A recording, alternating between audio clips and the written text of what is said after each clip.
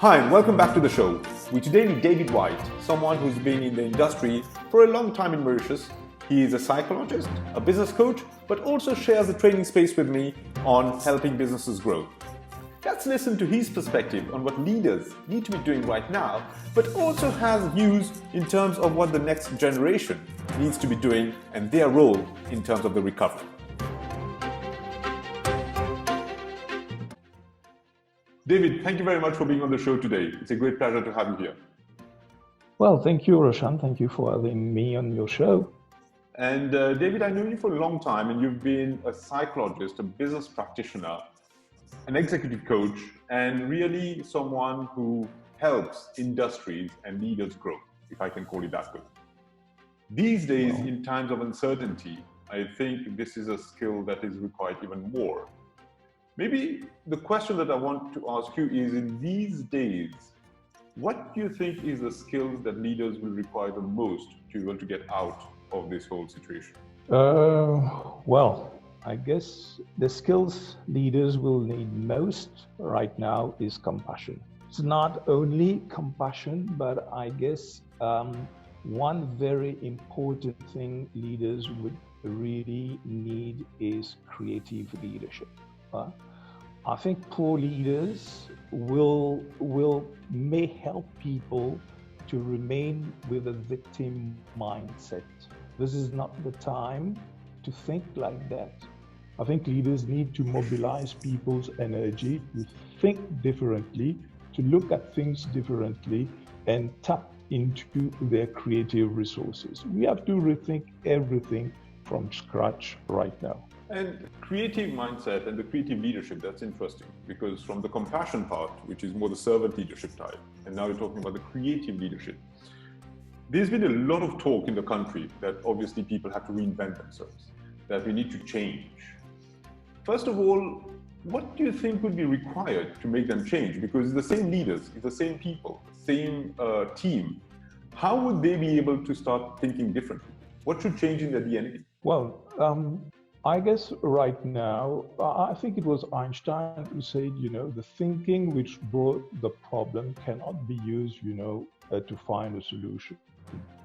And I think if we align in the pre-COVID type of thinking and thinking we are going just to reinvent the future with the same type of thinking and the same type of behaviors and practices, we are doomed.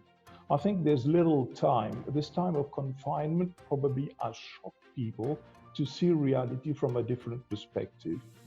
One of the things that we've seen during this COVID confinement is how managers, how leaders have moved from management to ménagement. The old French word was ménagement, which means taking care of people. And I guess what was there dormant in people has been reawakened. I think people will have to give up, the sprint culture. The pre-COVID type of corporate culture has been the sprint culture. And now, how are we going to survive together and rebuild together? How are we going to build things which are sustainable?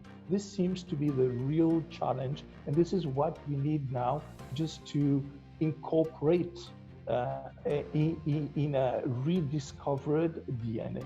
And if we look into the history of Mauritius, I think there is something in our DNA in Mauritius. We've got a culture of entrepreneurs. I think what we need much, much more in this time of crisis is inspiration. And I think we need just to go back to the spirit of our fathers, and we shouldn't undermine this important aspect. I think in Mauritius, we suffer from the complex that everything which comes from overseas is to be acclaimed. But I think I'm going against this, and I'm going to crusade against it. We have a Mauritian model. We have people who've made a difference. We have people, as I said earlier, from nothing built almost empires. So that's interesting. You're talking about the inspiration and going back to how we started this whole country and how we started building a nation from practically nothing. Let's go to the next generation. Let's go to the millennials or the Z generation. often tagged as a lost generation, often tagged as people who are not being able to make what it is there. Do you see that maybe right now with this pandemic, either we get a generation that will wake up or that we get inspired by them and try to do something new? How do you see things panning out from here? I'm always looking at the positive side of things. And I think in the new generation, there's something which is unique, their ability to work naturally in teams and their mastery of technology. They are really attuned to all kinds of challenges. Okay, we may not agree with some of the lifestyle, but this is not the issue. But if we talk of the generation, I guess this is the generation which is going to cope better with the digital revolution. They do, however, require quite a bit of engagement. They do require a lot of understanding for us to be able to get the most out of that generation. What advice would you give to leaders to better engage with their people, other than empathy, other than listening? What other ways you think that they should be using to better engage with their people? Well, engagement is not something that you get by doing things and expecting people, to respond to what you're doing. I think this is opportune time. In every crisis, there is an opportunity. This is opportune time to revisit the essence of engagement. Worldly engagement has been at its lowest over the past few years in practically every industry, every business across the world. There were already signs of fatigue, of leadership fatigue or leadership derailment in many quarters. And I guess right now, how we can get people engaged is really, there's no mystery. It's a very simple recipe. People should be engaged into the decision-making process. Engage people and you get engagement. Right, so David, you are obviously very passionate about the future and you are also quite optimistic in terms of getting the most of everyone and being the entrepreneur in our DNA. If you had a message to pass to everyone in Mauritius right now for the future, what would it be? I think we need to espouse a victor mindset. Majority of certain people are more in the victim mindset.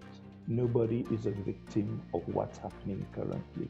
The whole system is crashing, and it is in our mindsets and in our heart, because they are related. The head-heart connection is related. I think we need those emotions that will drive us there.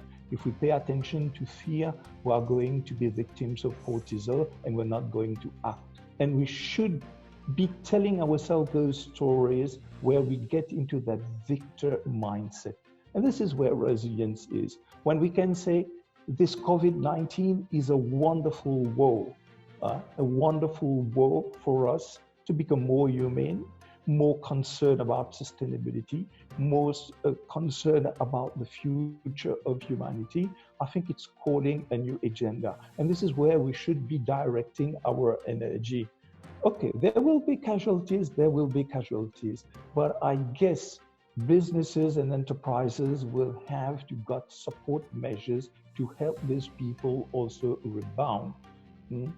And I'm hopeful and I'm very positive and I feel confident that we are going to grow out of this stronger leaders in the business, stronger leaders in the country, stronger generations at work, and a better Mauritius. I'm convinced of that. Well, that's very positive, and hopefully things will pan out in the right way. David, thank you very much for being on the show today, and wishing you the very best and keep safe. Thanks very much, Roshan. So that was a great call for action, not just for the leaders in terms of getting local talent to better participate in terms of inspiring ourselves for the future, but also for the youth and how they should be contributing for our future. Until the next leadership series, keep safe.